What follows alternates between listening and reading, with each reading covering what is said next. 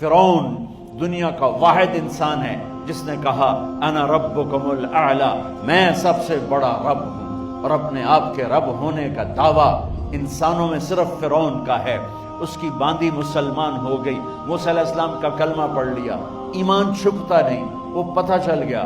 فرعون نے اس کو پکڑوایا، اس کی 2 بچیاں، ایک دودھ پیتی ایک ساتھ چلتی، اور اس نے دربار میں کڑاہ میں تیل ڈلوایا، نیچے آگ لگوائی، تیل ابلنے لگا۔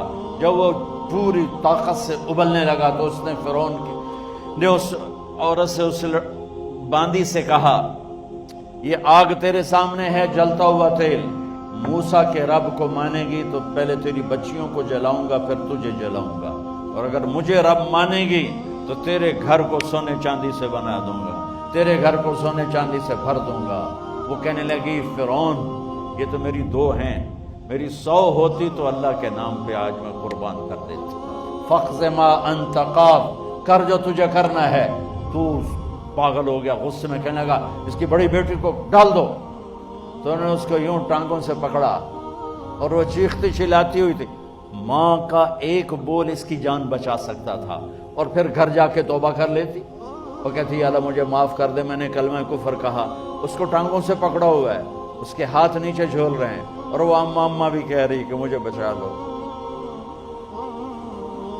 ماں نے اپنی آنکھوں سے بچی کو تیل میں یوں ڈوبتے دیکھا، اور پھر وہ ابھری جیسے مچھلی تلنے کے لیے، جیسے مچھلی تلی جاتی تو باہر آ جاتی، اوپر آ جاتی، تو وہ ایسے بلبلے اٹھ رہے تھے۔ وہ ایک ہی لمحے میں اس کی تو جان گئی، ایک آنسو کا قطرہ اس نے نہیں نکلنے دیا اپنی آنکھوں سے، اور اپنے دل کو جب مضبوط کیا تو میرے رب کی غیرت، میرے رب کی رحمت محبت حرکت میں آئی۔ اللہ نے ماں کی آنکھوں سے پردہ ہٹا دیا، اور ماں نے اپنی بیٹی کی روح کو نکلتے دیکھا، اور وہ کہہ رہی ہے صبر کرو، جنت تیار ہے، جنت تیار ہے۔ معصوم بچی کو تو پتہ بھی نہیں تھا کہ کیا ہونے والا ہے، اس کو پکڑ کے یوں ڈالا، اس کی تو آہ بھی نہ نکلی، اور وہ مچھلی کی طرح تلی گئی۔ اب پھر ماں کا کلیجہ پھٹا، اللہ نے پھر آنکھوں سے پردہ ہٹایا، اور انہیں اپنی بچی کی روح کو نکلتے دیکھا، اور وہ کہہ رہی ہے جنت تیار ہے، جنت تیار ہے۔ جب اس کو پکڑ کے لے جانے لگے، اس نے فرعون کو دیکھا۔ فرعون اس کی آنکھوں میں آنکھیں نہیں ڈال سکتا، نظریں نیچے ہو گئی اس کی۔ کہنے لگی میری ایک بات مانو گے، میری ایک خواہش پوری کرو گے؟ فرعون نے پوچھا کیا؟ کہ جب میں بھی جل جاؤں تو میری اور میری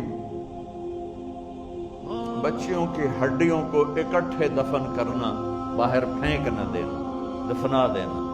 فرعون نے کہا تمہاری یہ خواہش پوری کی جائے۔